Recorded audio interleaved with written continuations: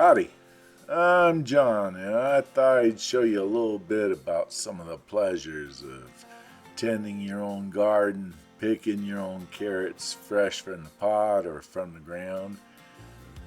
Now, seriously, for most folk, I recommend you plant carrots in a pot because you have 100% almost total control over the environmental conditions. You can do things like I'm doing here, just pull one carrot out that's up against another, and you're not going to hurt them. They're going to be pretty straight because there's not much in the way of rocks and twigs and sticks that's going to make them all bent up and hard to pull out. I'll be making another video on how I plant these in a pot like this, how I prepare the soil, all that. Go ahead and click like and subscribe. You can get those when I make them out.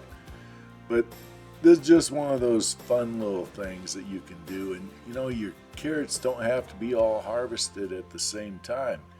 You can go ahead and just come out here whenever you're going to be making a stew or a salad and you want some carrots. You pick the ones you want. About once a month you get a new pot going. We're going to get some carrots going and some parsnips too, so go ahead and subscribe for that. It's about 2.5 months to get to this point.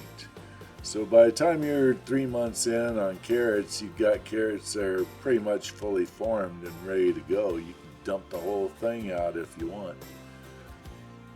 And that's what people like to do for a video for YouTube, but really, you just kind of want 6 or 7 carrots at a time most of the time.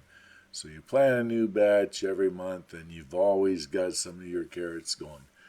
Well, thank you much, folk. Like and subscribe. See you around.